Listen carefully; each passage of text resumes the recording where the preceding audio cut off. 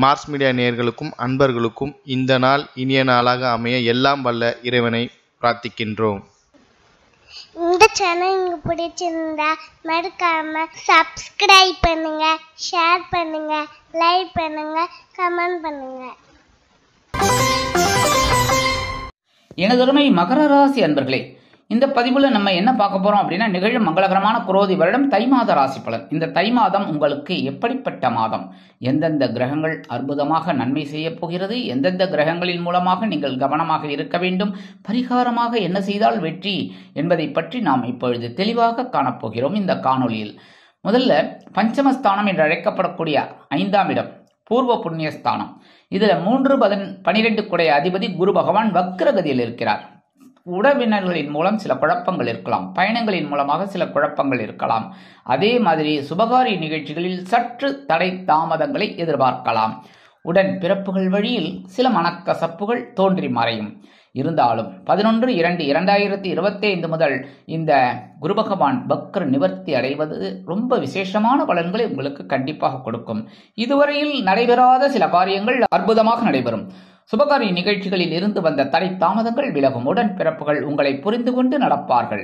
அதேபோல் அரசியல்வாதிகள் பயணங்களின் மூலமாக அவர்களது வாழ்க்கையில் இருந்து வந்த சில மறக்க முடியாத நிகழ்ச்சிகள் மறைந்து ஒரு அற்புதமான ஒரு சூழ்நிலை நிலவும். இருந்தாலும் குருவோட பார்வை உங்களது பாக்கியஸ்தானத்தில் விழுவதால் தந்தையார், தந்தை வழி உறவினர்கள் ஆதரவாக இருப்பார்கள். அதேபோல் அடுத்த பார்வை 7ஆம் பார்வையாக உங்களது லாபஸ்தானத்தை பார்ப்பதால் ஓரளவிற்கு உத்தியோகத்தில், தொழில், வியாபாரத்தில் நீங்கள் எதிர்பார்த்த காரியங்கள் அற்புதமாக நிறைவேறும். அடுத்தபடியாக 9ஆம் பார்வையாக உங்கள் ஜென்மராசியை பார்ப்பதால் மனதில் எவ்வளவோ கஷ்டங்கள், பிரச்சனைகள், சங்கடங்கள், சிரமங்கள் இருந்தாலும் அதை முறியடித்து சந்தோஷம் காண்பீர்கள். அடுத்தபடியாக களத்திரஸ்தானம் என்று அழைக்கப்படக்கூடிய 7ஆம் இடத்தில் 4-11 குடைய அதிபதி செவ்வாய் பகவான் நீச்சமடைந்து சஞ்சாரம் பண்ணி கொண்டிருக்கிறார். அதனால் நீங்கள் வாழ்க்கை துணையின் உடல் ஆரோக்கியத்தில் கவனம் எடுத்துக்கொள்வது நல்லது. உறவினர்கள் விஷயத்தில் கவனமாக இருக்க வேண்டும். தொழில் வியாபாரத்தில் லாபம் வர வேண்டும் என்ற நோக்கத்தோடு செயல்பட்டீர்கள் என்றால் கண்டிப்பாக லாபங்கள் வந்து சேரலாம். 18/1/2025 முதல் இந்த செவ்வாய் பகவான் வக்ரகதியில் மிதுன ராசிக்கு போகிறார். எப்படி? பகைருண ரோகஸ்தானம் என்று அழைக்கப்படக்கூடிய 6ஆம் இடத்துக்கு போகிறார். 6ஆம் இடத்துக்கு போகிறது ரொம்ப விசேஷம். உபஜயஸ்தானம்ங்கிறது ரொம்ப விசேஷமான இது. ஆனால் அவர் வக்ரகதியிலே தான் போகிறார். ஸோ எல்லா விஷயத்திலையும் கவனமாக இருக்கணும். முக்கியமாக பகைமை வரலாம், அதனால் பேசுகிற வார்த்தைகளில் கவனமாக இருக்கணும். ருணம், உடல் ஆரோக்கியத்தில் கவனமாக இருக்கணும். ரோகம், ருணம்னா கடன், கடன்கள் விஷயத்தில் கவனமாக இருக்கணும். ஸோ இந்த கொடுக்கல் வாங்கல் இருக்கிறவாள்லாம் ரொம்ப கவனமாக இருக்கணும். சீருடை பணியாளர்கள் என்று அழைக்கப்படக்கூடிய காவல், இராணுவம், தீயணைப்புத்துறை, மருத்துவத்துறையில் வேலை பார்க்கும் நமது அன்பர்கள் சில காரியங்களில் எதிர்பார்த்த பதவி உயர்வு, சம்பள உயர்வு, இடமாற்றம், பதவி மாற்றம் கிடைப்பதற்கு சிறிதளவு காலதாமதம் ஆகலாம். இறுதியில் உங்களுக்கு வெற்றிகள் வந்து சேரும். அடுத்தபடியாக பாக்கியஸ்தானம் என்று அழைக்கப்படக்கூடிய 9ஆம் இடத்தில் கேது பகவான் குரு பகவானின் பார்வையை பெற்று சஞ்சாரம் செய்வதால் மனதில் இருந்து வந்த கவலைகள் ஆன்மீகத்தின் மூலமாக அற்புதமாக குறையும்.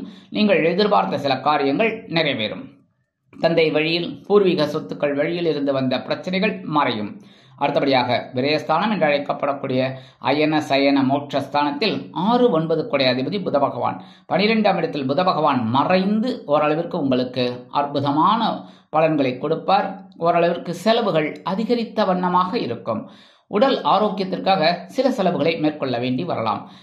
சுபகாரியங்களில் கலந்து கொள்வதற்கு உங்களுக்கு அழைப்புகள் வரும். அதன் மூலமாக செலவுகள் வந்து சேரலாம். 19/1/2025 முதல் இந்த புத பகவான் ஜென்மராசியில் வந்து சூரியனுடன் இணைந்து புத ஆதித்ய யோகத்தை கொடுப்பதால் கல்வி பயிலும் மாணவ மாணவிகளுக்கு அற்புதமான ஒரு செயல்திறன் அதிகமாகும்.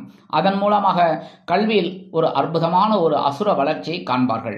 எழுத்து மற்றும் அச்சுத்துறையில் இருக்கும் அன்பர்களுக்கு புதிய வாய்ப்புகள் வந்து சேரும். மனதளவில் இருந்து வந்த வேதனைகள் குறைந்து சந்தோஷம் அதிகரிக்கும். அடுத்தபடியாக 5-2/2025 முதல் 2ஆம் இடம் என்று அழைக்கப்படக்கூடிய தனவாக்கு குடும்பஸ்தானத்திற்கு வருவது சிறப்பு. 2ஆம் இடம் தனவரவு தாராளமாக வந்து சேரும். நீங்கள் எந்த அளவிற்கு உழைக்கிறீர்களோ அதேபோல் எந்தவித கமிட்மெண்ட்டும் நீங்கள் அருமையாக கொடுப்பீங்க, அதை நிறைவேற்றியும் வைப்பீங்க. கொடுக்கல் வாங்கல் ஓரளவிற்கு சிறப்பாக அமையும். இல்லத்திற்கு தேவையான சில முக்கிய முன்னேற்பாடுகளை செய்து கொள்வீர்கள். அடுத்தபடியாக ஜென்மஸ்தானம் என்று அழைக்கப்படக்கூடிய உங்க ராசியில அஷ்டமாதிபதி சூரிய பகவான். ஸோ உடல் ஆரோக்கியத்தில் கொஞ்சம் கவனமா இருக்கணும். கோபங்கள் வரலாம், முன்கோபத்தை தவிர்க்க வேண்டும். உடல் உஷ்ணம் அடையலாம். அதனால இந்த சனிக்கிழமை ஆண்களாக இருந்தால் சனிக்கிழமை எண்ணெய் தேய்ச்சி குளிங்கோ. அதே மாதிரி பெண்கள் அப்படின்னா வெள்ளிக்கிழமை எண்ணெய் தேய்ச்சி குளிக்கிறது ரொம்ப நல்லது. இந்த மாதிரிலாம் உடம்பை பார்த்துட்டா உடல் ஆரோக்கியம் சிறப்படையும். மற்றபடி உங்களுக்கு அஷ்டமாதிபதி அப்படிங்கிறதுனால சில நேரங்களில் உடல் ஆரோக்கியத்தில் கொஞ்சம் அப்படி பின்னடைவு இருக்கலாம். அதனால கொஞ்சம் மருத்துவ செலவுகள்லாம் இருந்ததுன்னா கரெக்டாக மெயின்டைன் பண்ணுங்க.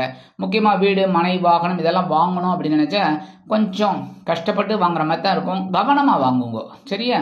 அடுத்தபடியாக தனவாக்கு குடும்பஸ்தானத்தில் உங்கள் ராசிநாதனம் தனவாக்கு குடும்பஸ்தானாதிபதியான சனீஸ்வர பகவான் உங்களுக்கு 7 முடிய போகிறது. சரியா? திருக்கணித பஞ்சாங்கப்படி. ஸோ 2ஆம் இடத்துல சனி பகவான் இருக்கிறதுனால கால் விஷயத்தில் கொஞ்சம் பாதம் கவனம் எடுத்துக்கணும். அதாவது சக்கரை வியாதிக்காரங்களாம் கொஞ்சம் பாதத்தில் ஏதாவது அடிப்படாமல் பார்த்துக்கோங்க. ஏதாவது இருந்துன்னா டக்குனு மருத்துவ செலவு இருந்துன்னா எடுத்துக்கோங்க. மற்றபடி ஓரளவுக்கு உங்களுக்கு சிறப்பான சூழ்நிலை இருக்கும். ஏன்னா இந்த 3ஆம் இடத்துக்கு போகும்போது ஓரளவுக்கு சில முன்னேற்பாடுகளை கொடுத்துட்டு தான் போவார் சந்தோஷத்தை. அதனால பிரச்சனை இல்லை. இருந்தாலும் கவனமாக இருக்கிறது ரொம்ப நல்லது. அதே சமயம் அதே இடத்துல 5-10 அதிபதி சுக்கிர பகவான், பஞ்சமாதிபதி ஜீவனாதிபதி சுக்கிர பகவான் அங்கே இருக்கிறது ரொம்ப விசேஷம். என்ன 2ஆம் இடத்துல தனவரவு வந்துகிட்டே இருக்கும். ஆனால் சனி பகவான் உழைப்பிற்கு காரகன், சுக்கிர பகவான் சந்தோஷக்காரகன். ஸோ 2 பேரும் அப்படி இருக்கிறதுனால நீங்கள் உழைக்கணும் உழைக்கணும் உழைக்கணும். அந்த தாரக மந்திரத்தை எடுத்துக்கோங்க. கண்டிப்பாக அந்த உயர்வு தனமாக மாறும், அதாவது பணவரவாக மாறும். 28/1/2025 முதல் இந்த சுக்கிர பகவான் எங்கே வரப்போறான்னு பார்த்தீங்கன்னா உங்களோட சகாயஸ்தானம் என்று அழைக்கப்படக்கூடிய 3ஆம் இடத்திற்கு உச்சம் அடைகிறார். ஏன்னா மீன ராசி அவருக்கு உச்சம். உச்சமடைந்த சுக்கிர பகவான் ராகுவுடன் இணைகிறார். ஏன்னா அங்கே ஆல்ரெடி ராகு ஸ்ட்ராங்காக உட்கார்ந்துட்டு இருக்கார். கரெக்டா? அப்போ இவர் போய் அங்கே சேரும்போது என்ன அதிரடியான மாற்றங்கள்லாம் வரும் தெரியுமா உங்களுக்கு? சந்தோஷமான மாற்றங்கள். ஏன்னா ராகு கிரகம் யோகக்காரகன், அதே மாதிரி சுக்கிர பகவான் சந்தோஷக்காரகன், கலத்திரக்காரகன், எல்லாம் கலத்திரக்காரகன். அற்புதமான ஒரு சந்தோஷம் உங்களை தேடி வரும். மகர ராசி அன்பர்களுக்கெல்லாம் நோட் பண்ணிக்கோங்க. கண்டிப்பாக ஒரு பெரிய பாக்கியம் உங்களுக்கு கண்டிப்பாக கிடைக்கும். எடுக்கிற காரியங்கள்லாம் உங்களுக்கு அற்புதமாக நிறைவேறும். எடுக்கிற காரியங்கள் அற்புதமாக நிறைவேறும். அடுத்தபடியாக பிரம்மாண்டமான ஒரு கற்பனை எல்லாம் உங்களுக்கு கிடைக்கும். அதாவது ஒரு தொழில் வியாபாரத்தில் இப்படித்தான் ஸ்கெட்ச் போட்டு நடந்துட்டு இருப்பீங்க. ஆனால் இந்த நேரத்தில் என்ன ஆகும் அப்படின்னா பிரம்மாண்டமாக யோசிப்பீங்க. இப்படி பண்ணலாமா அப்படி பண்ணலாம். ஏன்னா இப்போ தான் நிறைய வந்துடுது, ஏஐங்கிறவங்க அது இதுன்னு நிறைய வந்துடுது. அதனால இப்படி பண்ணலாமா, ஒர்க் அவுட் அப்படி பண்ணலாமா அப்படிங்கிற மாதிரி தாட்டு உங்களுக்கு வரும். அதெல்லாம் நீங்கள் அற்புதமாக செயல்படுத்தி ஒரு முன்னேற்றத்தை காண்பீர்கள். அதேமாதிரி சுபகாரி நிகழ்ச்சிகளில் இருந்து வந்த தடை தாமதங்கள் விலகும். அடுத்தபடியாக ஒருத்தர் கேட்டிருந்தார், ரொம்ப அற்புதமான கேள்வி. ஆனால் கேட்ட விதம் தான் சரியில்லை.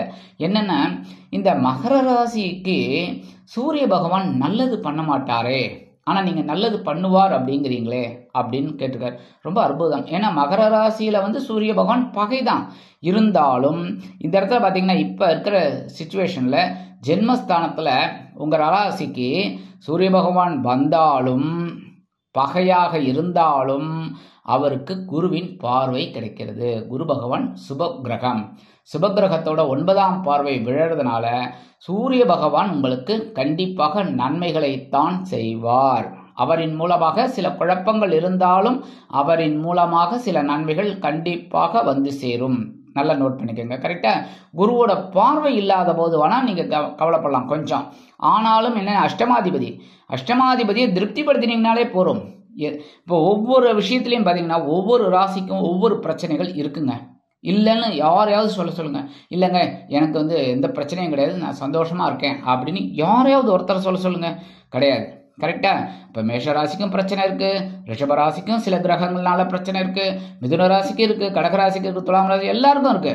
சரியா? அப்ப அந்தந்த கிரகங்கள் அந்தந்த இடத்துக்கு வரும்போது சில பிரச்சனைகளை கொடுக்கலாம். ஆனா நம்ம கவனமா இருக்கணும்னு தான் சொல்லுவேன். 2வது குருவோட பார்வை இதெல்லாம் கிடைக்கிறது ரொம்ப விசேஷம். கரெக்டா? சுப பார்வை கிடைச்சாலே ஓரளவுக்கு நீங்க அனுகூலமா எடுத்துக்கலாம். அதனால கவலைப்பட வேண்டாம். மற்றபடி இந்த சகாயஸ்தானத்தில் இருக்கக்கூடிய ராகு சுக்கிர பகவானுடன் இணைந்து அற்புதமான ஒரு முன்னேற்றம் உங்களுக்கு கண்டிப்பாக சேருவதற்கு வழிவகை வாய்ப்புகளை கொடுப்பார். அடுத்தபடியாக வெளியூர் இல்லைன்னா வெளிநாடு போய் படிக்கணும், உத்தியோகம் பார்க்கணும்னு நினைக்கிற குழந்தைகள்லாம் தாராளமாக இந்த நேரத்தை உபயோகப்படுத்திக்கலாம். சரியா? ஏன்னா நீர் ராசியில இந்த சுக்கிர பகவான் வந்துடுறார். ஸோ உங்களுக்கு வெளிநாட்டு பயணங்கள் அற்புதமாக நிறைவேறும். சரி, பரிகாரமாக என்ன பண்ணினா ரொம்ப விசேஷம். முருகப்பெருமான் வழிபாடு கண்டிப்பாக பண்ணணும். சரியா? முருகப்பெருமான் வழிபாடு பண்ணுறதுனால தான் செவ்வாய் பகவான் நீச்சமடைந்தாலும் வக்ரம் அடைந்தாலும் ஓரளவுக்கு உங்களுக்கு நன்மைகளை கொடுப்பார். அடுத்தபடியாக கந்த சஷ்டி கவச்சம் கண்டிப்பாக பாராயணம் பண்ணணும். ஏன்னா அது பண்ணுறதுனாலே நமக்கு வர்ற பிரச்சனைகள், வரக்கூடிய பிரச்சனைகள், வந்த பிரச்சனைகள் எல்லாமே தீர்றதுக்கு ஒரு கவச்சம் போல நமக்கு பாதுகாக்கும். அடுத்தபடியாக நரசிம்மர் வழிபாடு பண்ணுங்க. முடிஞ்சா சோளிங்கர் போயிட்டு வாங்கோ ஒரு தடவை. இல்லை அப்படின்னா ஓம் ஸ்ரீ லக்ஷ்மி நரசிம்மாய நமக அப்படின்னு தினந்தோறும் ஒரு 27 தடவை சொல்லுங்க. அதுவே உங்களுக்கு பெரிய ப்ளஸ் பாயிண்ட். ஒரு மனசில் இருக்கிற கவலைகள், பிரச்சனைகள், தொழில் வியாபாரத்தில் கூட்டாளிகள், இந்த மாதிரி பிரச்சனைகள், உத்தியோகத்தில் மறைமுக எதிர்ப்புகள் எல்லாமே விலகும். சரியா?